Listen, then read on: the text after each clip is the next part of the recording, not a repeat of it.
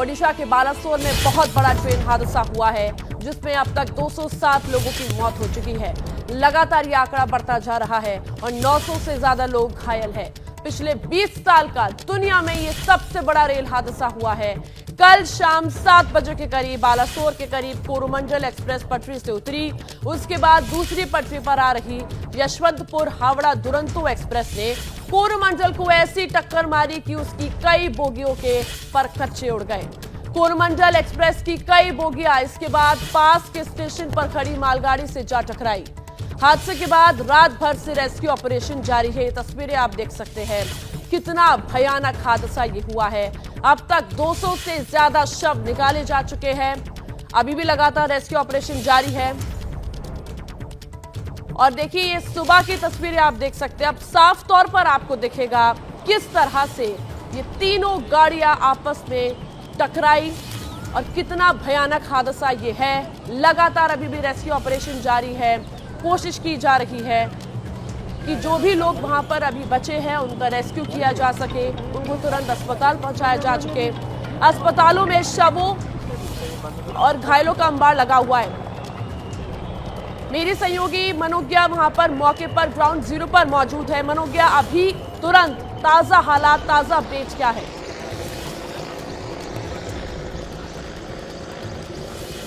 देखिए, मैं आपको बता दूं कि ये तबाही की तस्वीरें हैं और इस समय एक और मालगाड़ी है तो ये महानगर बाजार में दूसरी ओर ट्रेन गिरी हुई है और ट्रेन के हालात ये हैं कि समझना मुश्किल है कि कौन सी बोगी किस ट्रेन की किसके ऊपर है। और यहाँ पर पूरा रेस्क्यू ऑपरेशन के लिए मेडिकल इक्विपमेंट के साथ आज क्योंकि राजकीय शोक की घोषणा कर दी है नवीन पटनायक की सरकार ने उड़ीसा में। मैं आपको ये तस्वीरें दिखा रही हूँ। देखिए, स्टेशन के दोनों तरफ पटी पड़ी हैं इस समय सिर्फ और सिर्फ ट्रेन की बोगियां। एक और मालगाड़ी जिसमें कोरोमंडल एक्सप्रेस जाकर भिड़ी और उसके बाद दूसरी तरफ ये हालात मैं आपको दिखा रही हूँ कि ये किस तरह की तस्वीर है। ये इस दशक का ही नहीं, अभी तक का भारत में इस सदी का सबसे बड़ा हादसा है ये। दुख की बात यह है कि रात से लेकर अभी तक सिर्फ और सिर्फ लोगों के घायलों की गिनती जारी है। ये भी नहीं पता चल पा रहा है कि अंदर कोई फंसा है कि नहीं, और ये भी नहीं पता चल पा रहा है कि अंदर और कितने शव बाकी हैं। रात भर रेस्क्यू ऑपरेशन चला है।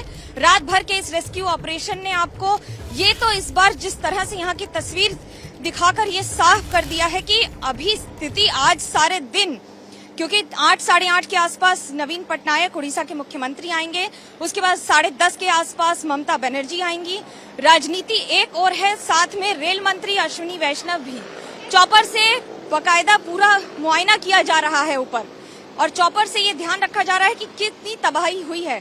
जो तस्वीरें हैं इस समय वो अपने आप में बयां कर रही हैं कि तबाही का मंजर कितना दर्दनाक रहा होगा। आप सोचिए, रात का समय 7 साढ़े 7 बजे का समय, और वहां पर 2 ट्रेन आपस में भिड़ जाती हैं और सीधा मालगाड़ी में चली जाती हैं। और उसके बाद यही नहीं समझ में आता है कि ट्रेन किस तरफ है, यात्री किस तरफ हैं। अभी भी रेस्क्यू ऑपरेशन लगातार जारी हैं।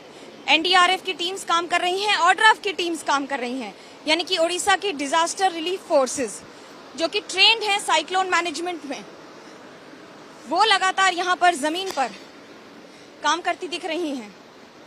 मैं आपको तस्वीरें दिखा रही हूँ। यहाँ बयां करना मुश्किल है कि किस तरह से ट्रेन की तबाही का मंजर है। ये बोगी के ऊपर बोगी है और कौन कहां से किसका शव निकलेगा ये नहीं समझ में आ रहा है। अभी तक आसपास के 5 से 7 अस्पतालों में लोगों की भर्ती हो गई है और 200 से ज्यादा एम्बुलेंस का इस्तेमाल किया जा चुका है। साथ ही भीड़ इस समय लोगों की यहाँ पर जमावड़ा तो है ही, और सुरक्षा व्यवस्था के साथ शव निकालने की प्रक्रिया जारी है, घायलों को निकालने की प्रक्रिया जारी है। आसान नहीं है। पूरी रात यहाँ पर लाइट्स लगाकर अनाउंसमेंट करके ये पूरी प्रक्रिया की गई है। अभी भी आला अधिकारी पुलिस के यहाँ पर मौजूद हैं और पूरी मॉनिटरिंग हो रही है लगातार। मैं ये जो आपको तस्वीरें दिखा रही हूँ ये अपने आप में, आप देखिए, ये शव का अंबार है। सुबह सवेरे ये शव की तस्वीर व्यूअर्स को दिखाना भी कितना तकलीफदेह होता है। ट्रेन आपस में इस तरह से इंटेंगल्ड हैं कि ये बताना मुश्किल है कि कौन सा कोच किस ट्रेन का है। ये देखिए, ये ट्रेन के हैंडल्स जो काट के निकाले गए हैं, ये सारे गैस कटर्स का इस्तेमाल किया गया है। इसमें टीम्स लगातार रात भर काम कर रही हैं। ऑर्डर की टीम है, खुद उड़ीसा के मुख्यमंत्री नवीन पटनायक लगातार मॉनिटरिंग कर रहे हैं। मुख्यमंत्री पश्चिम बंगाल, साथ में प्रधानमंत्री नरेंद्र मोदी और रेल मंत्री अश्विनी वैष्णव, अभी धर्मेंद्र प्रधान भी पहुंच रहे हैं थोड़ी देर में।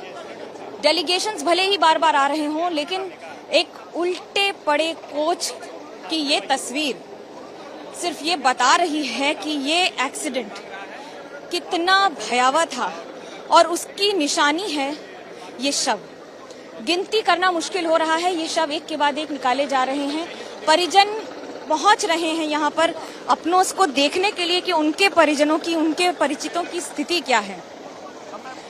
बहुत ही दर्दनाक स्थिति है इस कारण से, क्योंकि फोर्सेस ने भी मास्क लगाकर काम कर रहे हैं। 12 घंटे से ज्यादा हो चुके हैं। जिन लोगों की मौत हो गई है अंदर इस हादसे में, उनके शव निकालना मुश्किल हो गया है। ज्ञानेश्वरी का भी एक्सीडेंट ऐसे ही मिदनापुर में यहाँ से कुछ दूर पे हुआ था, लेकिन इसकी तस्वीर और उसकी तस्वीर में ये इस सदी का ही नहीं बल्कि भारत में इस सदी का अभी तक का ये सबसे बड़ा एक्सीडेंट है। 2004 में इसी तरह का सबसे बड़ा एक्सीडेंट श्रीलंका में हुआ था, जिसमें 1700 लोगों की मौत हुई थी, लेकिन वो सुनामी से जनरेटेड अर्थक्वेक और रेलवे ट्रैक के टूट जाने की वजह से हुआ था पूरे कोस्टल रेलवे में। ये मैं आपको इसलिए बता रही हूँ क्योंकि आपको ये देख के समझ में आएगा कि कितना मुश्किल है जब ट्रेन ही एक के ऊपर एक हो, और एक नहीं, 2-2, 3-3 बोगियां एक दूसरे के ऊपर हों, तो खुद लोगों के लिए, जो रेस्क्यू टीम्स हैं, उनके लिए इसको काट के निकालना बड़ा मुश्किल हो जाता है। एनडीआरएफ की टीम्स जो कि ट्रेंड होती हैं रेस्क्यू ऑपरेशंस में, वो काम कर रही हैं। देखिए, आपको मैं ये तस्वीर दिखा रही हूँ ट्रेन की।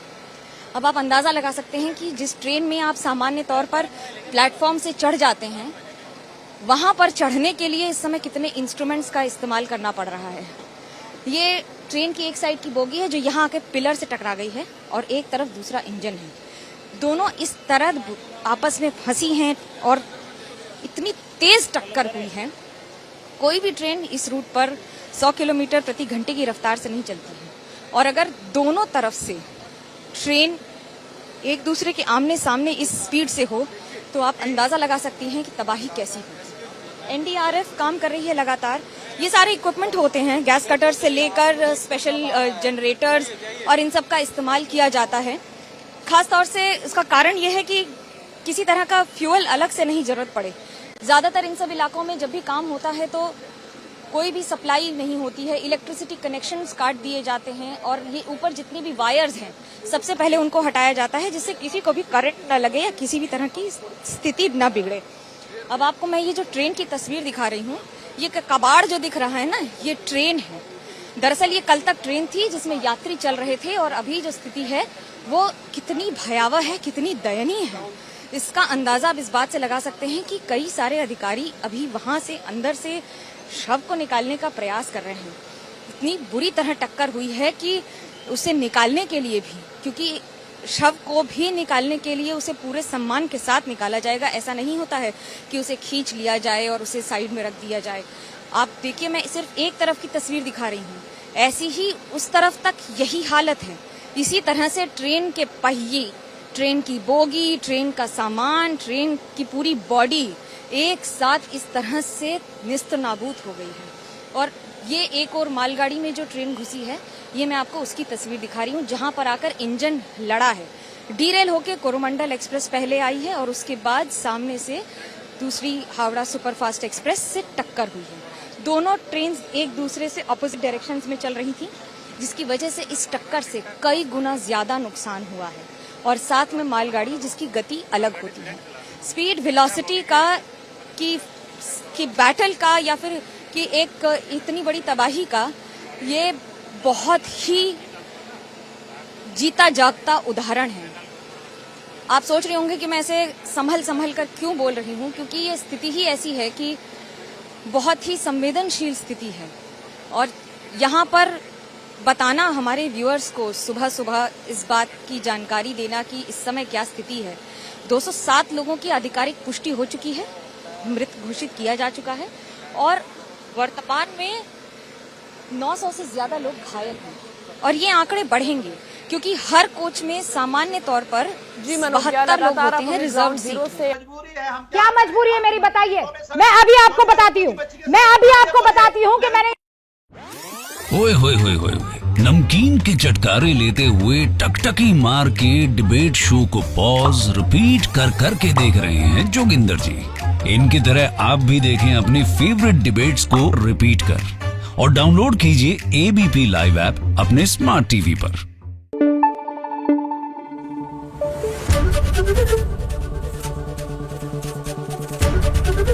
एबीपी न्यूज आपको रखे आगे।